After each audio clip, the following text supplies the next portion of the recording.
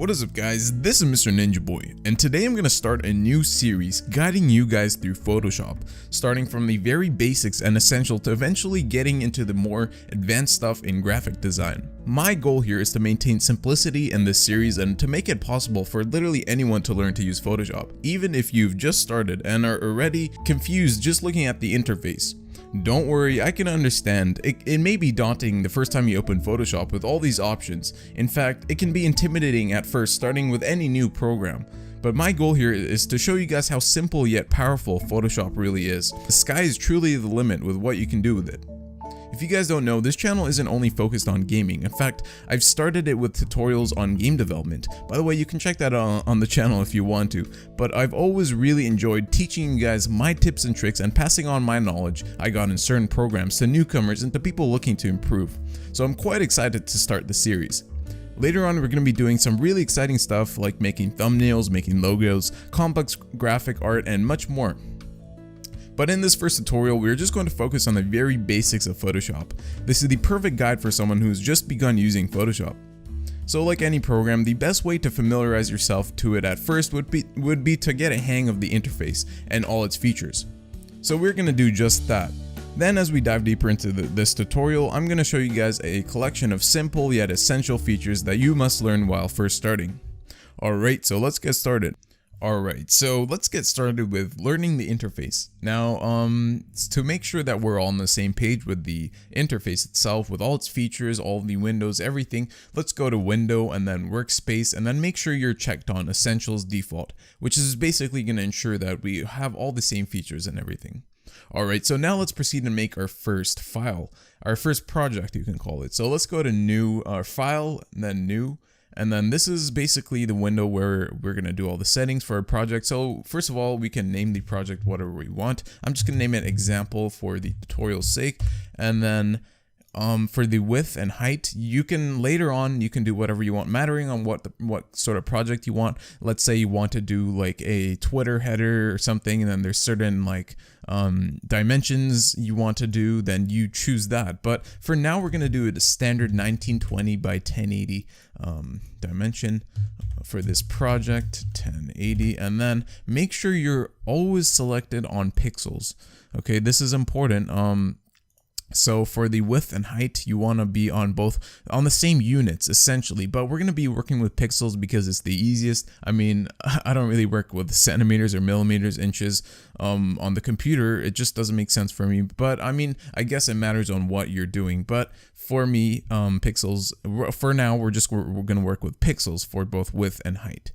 And yeah, I was gonna say for me it's just the easiest because you know everything is in pixels on the computer. So yeah, so just select everything here. It doesn't really matter what you do for the bit depth. I'm just gonna go with 16-bit, and yeah, that's pretty much it. So let's press continue or okay, and then we continue to this screen, which gives us by default we're just gonna have a blank white square.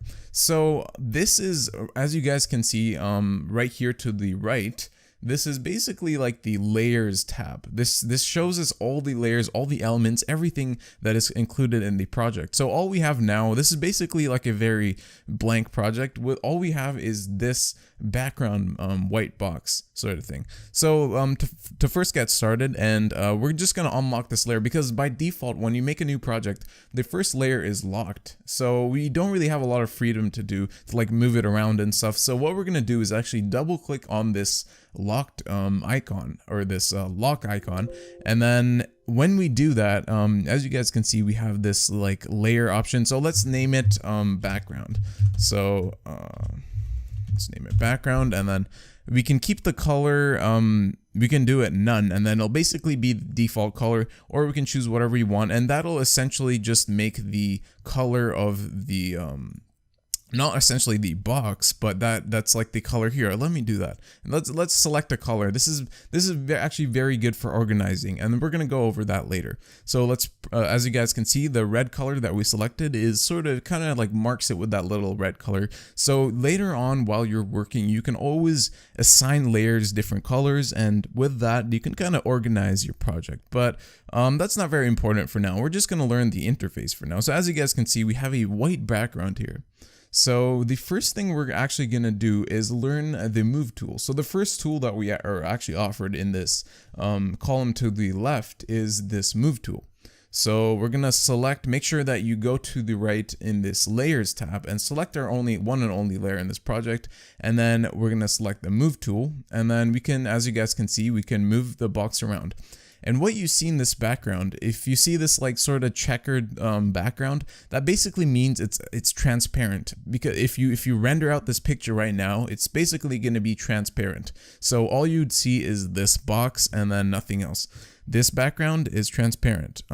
So what we're going to actually do is undo that. So you can undo move, and then let's say you do a couple actions. The best way to undo stuff is to actually go Control-Alt-Z.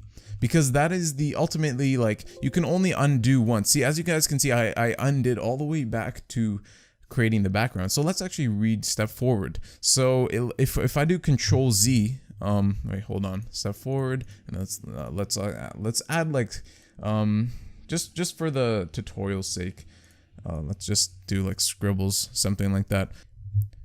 So let's say I did Control Z once, and then I did it again. As you guys can see, it just redid that. So the way we go step backwards, if you want to keep on undoing more than once, is Control-Alt-Z, or we can go edit and then step backward.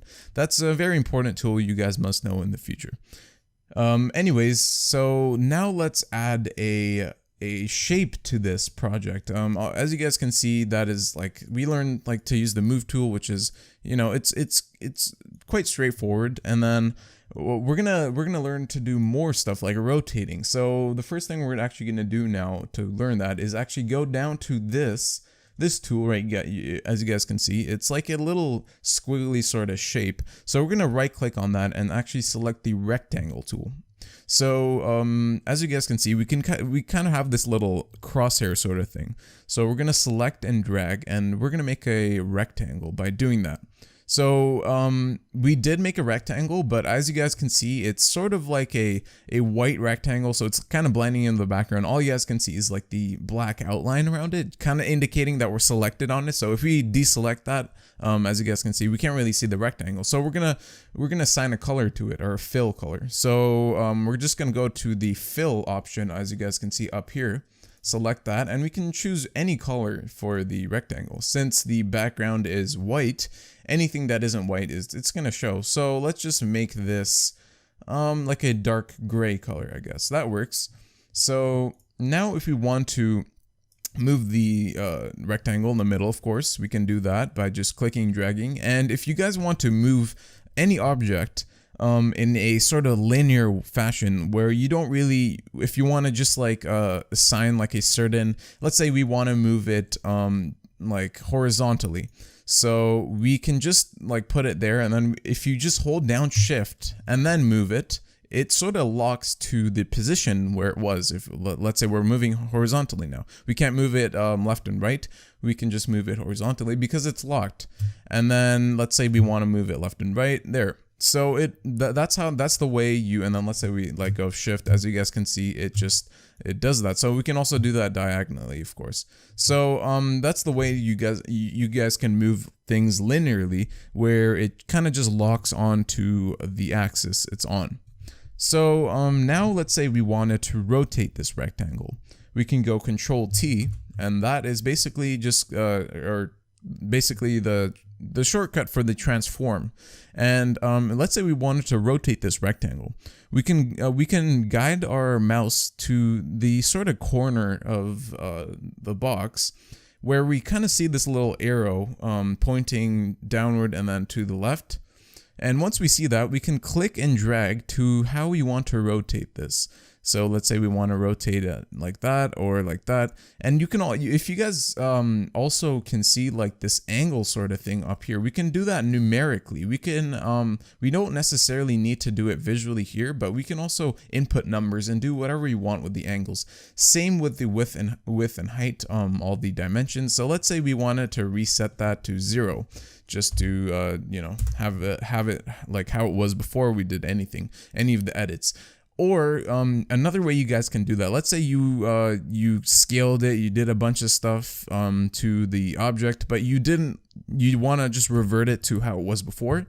Before you went to Control T, you guys can just click this sort of like undo icon, I guess. And as you guys can see, it kind of reverts it to what we did before the transform options. So now what we're actually going to do is, yeah, as you guys can see, you guys can scale it visually, as I said, or you can actually do it here. So let's say we want it twice as big as it is now. So we can go 200% by 200%. So it's basically 2 times bigger than it was. And then once we are happy with the edits we did, we can just click this check arrow and then, or the check icon. And then basically we've just applied all the changes we did to this object. All right, so now we're gonna now that's basically like the very basics of the interface. And now we're actually gonna add some effects to this box, like a drop shadow, maybe an outer glow or something like that. And this is actually very simple to do. So we're just gonna navigate down to, oh yeah, make sure you're selected on the certain layer. So if you're selected on this, it kind of shows like these little square icons where you can obviously do the changes, and then you can do all the stuff that we learned. So I'm just gonna revert back to how it was. But make sure you're selected on the rectangle on top. And this is all very important to actually know, like it's kind of like a hierarchy. So let's say we wanted to have this background on top of this, where we wouldn't be able to see this. We'd basically just have to drag that on top. So any layer that is on top is shown on top of, it's basically like a layering system. It's very straightforward. So yeah, always make sure that the smaller layers, backgrounds are always on the bottom of everything.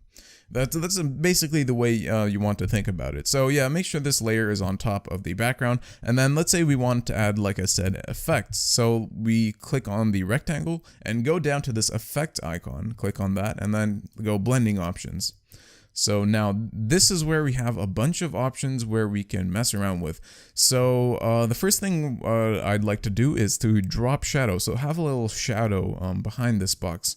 So we go down to this option and click on drop shadow. So as you guys can see, we have a little shadow behind this box, but we can make it more drastic, make it bigger. So we can like make it bigger by increasing the size and then the spread. The spread essentially makes it more like condensed, I want to say, but I'm not sure if that's the right word to use. But so basically, yeah, we can increase it using the spread and size. Size just makes the shadow spread a bit more. So let's make this size a bit smaller. So as you guys can see, we have a little shadow behind it, and that looks pretty nice. And what else can we do for the effects? We can add a stroke, and the stroke is basically like a little outline that goes around any object. So the stroke, we can change the color. Let's make it red, for example, and then we can press OK. And we can also increase the size of the stroke by clicking and dragging, or also like inputting your own number. So let's say we want it 10 pixels. And as you guys can see, that's the 10 pixel stroke that we have around this rectangle now. And what else can we do? We can do a bevel and emboss. As you guys can see, it adds like a little nice 3D sort of embossed bevel sort of effect. And we can increase the depth, and by doing so, it gives that illusion even more. And then we can obviously increase the size, and that doesn't look very good. Let's make it, yeah, that looks good. All right, what else can we do? We can also add a pattern overlay, and then you can mess with this, add your own patterns and stuff, but these are the default patterns that come with Photoshop. So this is a nice little texture sort of thing.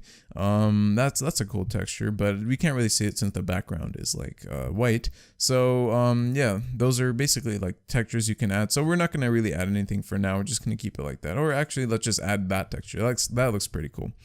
And what else can we do? We can do an outer glow. So outer glow is basically, let's add a different color. Let's make it red, so it'll go nicely with the border, or the stroke. So the outer glow is essentially just like a drop shadow sort of thing. It's very similar to the shadow, but it basically it's just like a little glow of a certain color that you can choose, or that basically outlines around the object.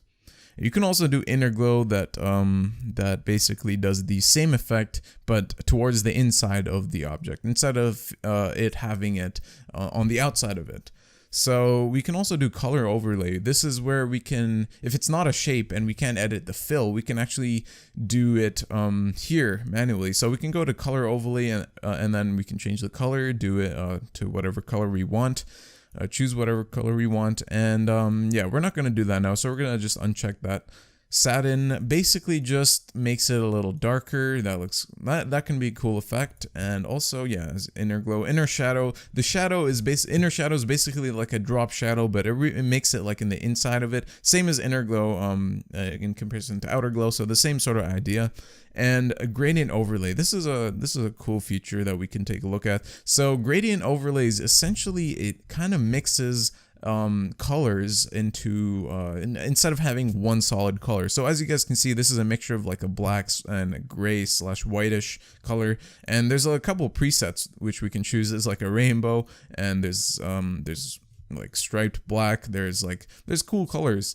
So these are only the presets, but you guys can edit them. So let's say we wanted that, and then we can edit it. So we can change the colors here, so we can actually select that, and then we can select different colors. So let's say we wanted the middle color like green, we can have it red, and yeah, so you can edit it to whatever you basically want. So there, let's say we're happy with that, and then that's the gradient overlay. So it's basically like a mixture of colors. That's the best way to think about it, I guess.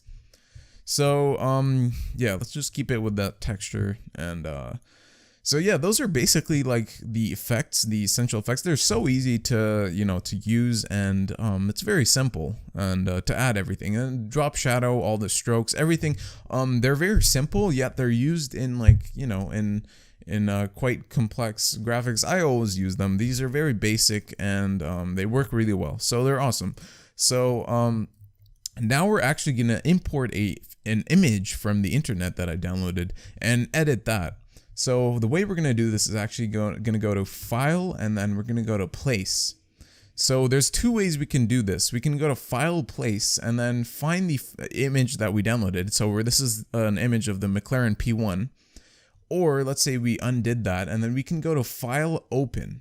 And then we can open that, and then that actually opens it to the exact dimensions of the image itself. And that's the best way to do it if you want to edit a certain image, instead of doing it instead of placing it inside a project. But let's say you have a project where you want to mix pictures in and add different pictures. You can go to File, Place, and then find the image and then put it in. But yeah, so we're gonna basically do some edits to this image. So the first thing we're going to do is actually duplicate this McLaren P1. So we're going to go to this tool right here, which is called the lasso tool.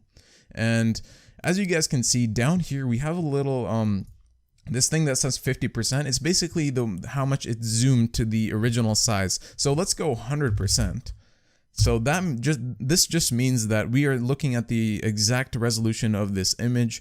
And the reason why we go 50% when editing the full project is so we can see the full project. Because if we go over 50%, we'd have to scroll around to be able to see everything. But for the lasso tool, it's very important to see every little detail. So we're gonna go 100%. And if you guys have a smaller image that you want to edit, then you'd want to go even bigger. But essentially for this, we're just gonna go 100%.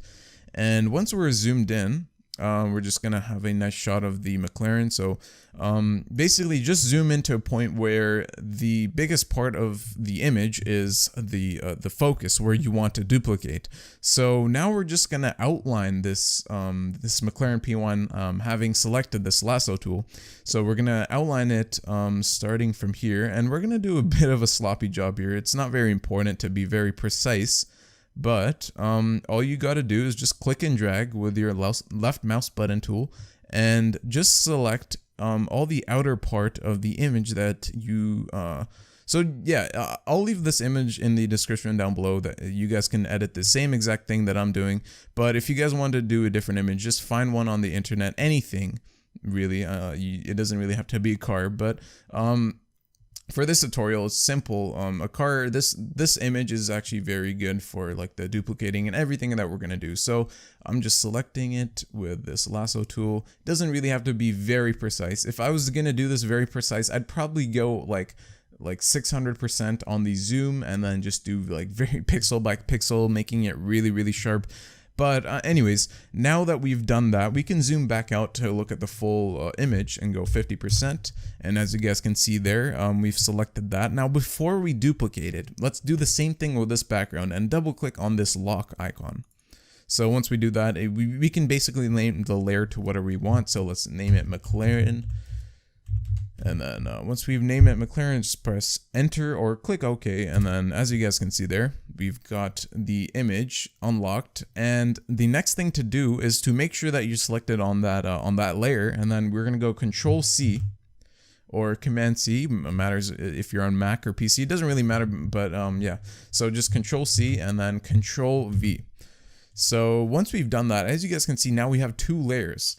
And if we hide this layer, we can hide layers by clicking on this little eye icon, which indicates layer visibility, as it says there. So we click on that. As you guys can see, we have just an outline of the McLaren itself, and then the background is just transparent. As I told you guys before, this checker sort of thing indicates that the background is transparent.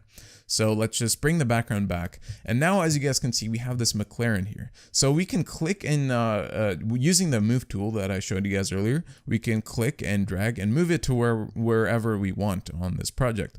Let's say we want this McLaren facing this McLaren. So sort of switching the direction it's going. So we can go Control T, which is short for transform, the shortcut, and we can go to height and just add a little minus symbol. Or no, that makes it upside down. Let's do it on the width actually. So let's go minus 100%. It's still maintaining the same dimensions. However, it's negative on the width, making it going the other direction. So we can also do that by clicking and dragging like that. But the easiest way to maintain the proportions is to just do it like that. So once we choose a spot where we want the McLaren, we can press OK, or we can even do the rotation like I showed you guys earlier, and that looks pretty cool. Just 2 little McLarens facing each other off. So what are we gonna do now? We can do some effects. Let's say like a drop shadow, and that looks all right. Let's make it a little bigger. We can do outer glow. That looks cool. And then we can increase the size. As you guys can see, that looks pretty cool. So yeah, I just showed you guys everything else. It's quite straightforward for the effect. But now what we're actually going to do is to actually make a adjustment layer. And basically we're going to mess around with the color correction, the exposure, everything to make this image look as nice as possible. So the way we're going to do this is we're going to go to layer and then new, we're going to go to layer, new adjustment layer. And then the first thing we're going to do is to add a brightness / contrast layer. So we're just going to click OK. You can name that whatever you want. You can even color code it just like I showed you guys earlier to for better organization. But we're just going to leave that alone for now. So as you guys can see, this is the first adjustment layer. Now, adjustment layers basically are just like editing layers. They're not visible. They're not necessarily like solid items, or objects in the scene or in the in the project in all the elements. But they're basically just to adjust the visual aspect of this project. So we're going to go to contrast. We're actually going to increase the contrast. As you guys can see, if we decrease the contrast, it looks a lot more like washed up, or if we increase it, it looks a lot more like vivid. So we're going to make it, let's say 40 looks good. 40. Yeah, that looks pretty good. And then we can increase the brightness a little, decrease it. Ooh, that looks pretty nice. If we decrease the brightness a bit there, too much brightness doesn't look very good in my opinion. Let's go actually -7. I thought I'd actually go more brightness, but a little lower brightness looks a lot better. So now that's how it looked before the first adjustment layer, and then after, that's how it looks. So as you guys can see, it already looks pretty cool, just like that. So we're gonna add another adjustment layer by going layer, new adjustment layer, and then we're gonna go to levels. Now we're just gonna click OK, just like everything else, and then levels, we can, there's a lot of presets, so you can mess with that yourself here, but we're gonna actually select a preset on the level, so we can click darker. Ooh, that looks really cool. And then there's increased contrast, and you know, so this is basically like a easy way to make your project look a certain way. So let's just select let's see increase contrast. That's a little too much. Contrast 1, darker, that's a little too dark. Midtones brighter, midtones darker. I think that looks pretty damn cool. And now since it's quite dark, we can actually go back to this and double click on that icon and increase the brightness a bit, because it is quite dark. All right, that looks pretty cool now. So next thing we're gonna add is actually a let's see, a layer, and then new adjustment layer. We can add a let's see, exposure. And then once we add exposure, you can mess around with that. We're actually gonna decrease the exposure a bit, and then the offset, you can mess around with that, and then we're actually going to increase that a bit just to bring out the color, the dark colors a bit. And then the gamma correction, you can mess around with that as well. That is starting to look really cool. So that is how the project, or like, it's initially looked, and then after all these correction layers, this is how it's looking right now. So let's add one more just for the sake of, you know, showing you guys how all this works. It's all the same, you know, it's all the same concept. You just have to tweak it and then play with all these settings, everything, just to get the perfect look of the project that you want. So let's go to layer, new adjustment layer, and then let's add a, let's see, color lookup.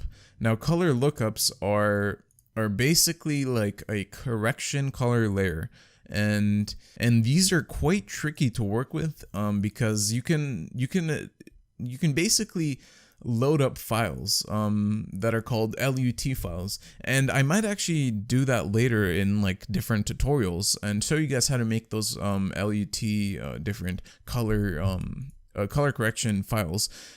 So for now, we're gonna go with something that is default. Ooh, that looks pretty cool.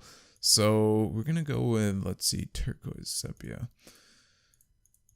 But as you guys can see, these are basically like filters that make your project look a certain way. Let's see, that looks cool.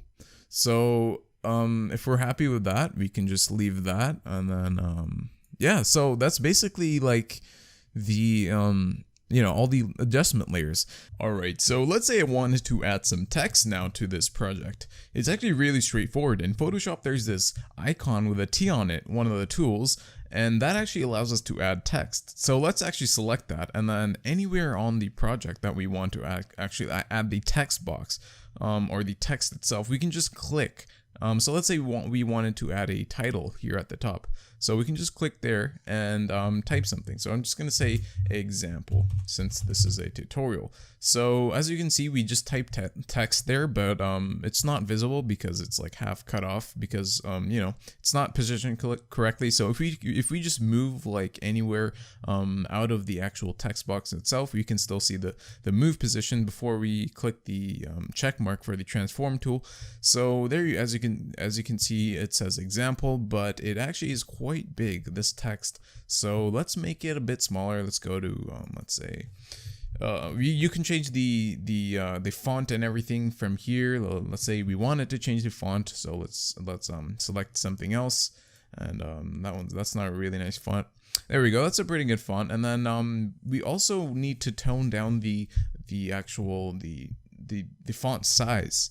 So here there's like a drop down menu that only goes to 72 point, but that's obviously way too small. So we can input our own number here to make the text a lot bigger. So let's say 500. Yeah, that's good. So that's our example text, as you can see there. So that looks pretty cool. And then we can also mess around with some of the settings for the actual text itself, like effects. So we can go to FX and then blending options. And then from here we can go to, let's say, overlay blend mode. And then blend mode is basically what it does. It's like there's different blend modes that do different things. Like difference is basically like it does opposite colors, and then you can do exclusion, which is essentially does the same thing. Darken, doesn't really work there, but you guys can basically just mess around with that in different settings, different backgrounds. There's different effects that work better than others. So for this one, we're actually going to go difference. That actually looks really cool. And then if we just move around, you guys can see it kind of does like an X-ray sort of filter on the background itself, on what it's on what it's on. So that looks really cool. You can still see the clouds and everything in the actual background. It's basically just the polar opposite of what the colors are. So yeah, it's really simple to add text in Photoshop. You can also do other effects like drop shadow, everything else that we learned in the effects panel. Okay, so now let's say I wanted to erase a part of the McLaren. So we can actually use the eraser tool, which is also very straightforward to use. So there's this little tool, like this little eraser icon that we can select here. Once we selected that, we're gonna go up to here and actually select the size. So let's go around 100 pixels. And then we're gonna actually decrease, if you have a hardness on like 50% by default, just decrease it down to, let's say, we're just gonna go to 0% for now, actually, and then I'll show you guys the difference when you actually increase the hardness of the eraser. So now we're gonna select the duplicated McLaren layer, and then we're gonna start erasing. So as you guys can see, you can erase parts of this layer using this simple eraser tool. And now let's say we go step backward, and then we go to the hardness and we increase it to 100%, just to show you guys the complete opposite. So let's select the McLaren layer again, and then we can actually just erase it directly. And as you guys can see, it's a lot different. It's a lot like crisper. And then I can show you guys a side by side by decreasing the hardness and then going back. And as you guys can see here, it's a lot softer, like the way it erases, and there it's just crisp. It's a crisp line. So that's essentially the difference between and then you can also select different like brushes for the eraser. So that's like sort of like a nice little pen sort of brush, or like a paintbrush sort of, not a pen, a paintbrush sort of style to the eraser. So you can do lots of cool styles with that actually. But let's just go Control-Alt-Z for step backward, and just go back to where it was. So yeah, that's basically the eraser tool. And I wanted to show you guys one more thing before I end this first essentials sort of like basics tutorial. Is I'm going to show you guys the pen tool. Now the pen tool is something that is sort of like how you make logos, how you make like objects, how you make shapes and stuff in Photoshop. And this is a very essential tool that you must learn. So let's make another new project, a blank project. So let's go 1920 by 1080, or we can actually just go back to this one. Actually, forget that. So let's just delete that, and then we have the white background here. Or we don't really have to delete it. We can just click on the visibility icon and just hide it. So let's make a shape. So let's say we wanted to make a letter Z.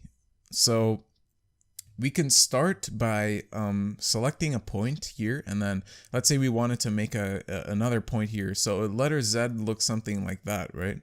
But that's not necessarily straight. So we go Control-Alt-Z for step backward, and then we can keep this anchor point here. However, when we select the second point, we can hold Shift down, which basically makes it straight. See, as you guys can see, that's a perfect straight line. Now to do it diagonally, we can also do the Shift tool. You use the Shift tool, and then if we want to move this, we can select Control and then Shift, or sorry, not Shift, just Control, and then once you've dragged it to where you want, we can click Shift, and as you guys can see there, it's straight. So let's put it right there. That looks good. And then we can also select the third point by clicking Shift, and right there. So now we're gonna actually make it like 3-dimensional, and there we go. We can press Control to edit that one point, and then let's bring it up to here, click Shift to make it straight, and then add another point by clicking shift to make it straight, of course, and then finishing this object. Once you're finished and then you want to like close the object, you guys can see that little circle icon beside the pen tool, and then once you click that, it basically makes it a shape, and then we can right click, create a let's define a custom shape actually, and let's name it Z. So, and then we can click enter, and so let's actually go to this rectangle icon and then select custom shape tool. And then from here, there's a little drop down menu. We can select all the custom shapes that we have, and the most recent ones are on the bottom. So your icon that you probably just made is on the bottom, and we can click anywhere on the screen and then have, this is like the default width and height, I guess. So make sure you're always on preserve proportions if you want it to look exactly how you made it, and then you can adjust the height and width, but I'm just gonna leave it like that for now. So this is the shape that we have, and as you guys can see, you can't really see it. It's probably because it's white. So we're gonna go to the effects, and then we're gonna go to color overlay, and then yeah, we can change the color to whatever we want. Let's just make it black, I guess, because it's white in the background. It's easy to see, and then we can do everything else like that I taught you guys, like outer glow. Let's make it I don't know, red, and size, spread. Let's actually just make the background transparent. So yeah, as you guys can see there, that's the outer glow right there. So yeah, that's basically all I wanted to show you guys in this essentials tutorial. I feel as though I covered everything that is very essential to learn when you first start using Photoshop, from the interface to the the essential tools that you must learn. And from there, it's not very hard. Like, everything else is really straightforward, just like this. It's basically just more detailed, has more features, there's more features to cover for sure. And that's definitely why I want to continue this series. And yeah, that's going to be it for this video. I hope you guys enjoyed this essentials tutorial for Photoshop. And yeah, I'll definitely be continuing this, and stay tuned. And if you're new around here, make sure you subscribe, and because I will definitely be doing of course a lot more tutorials, get notified when I do upload. And yeah, if you guys enjoy this, I'd love to hear you guys' feedback, what you guys would like to see in the next tutorial. And yeah, that's gonna be it for this video. I hope you guys enjoyed. As I said, this has been Mr. Ninja Boy, and I will see you guys in the next one.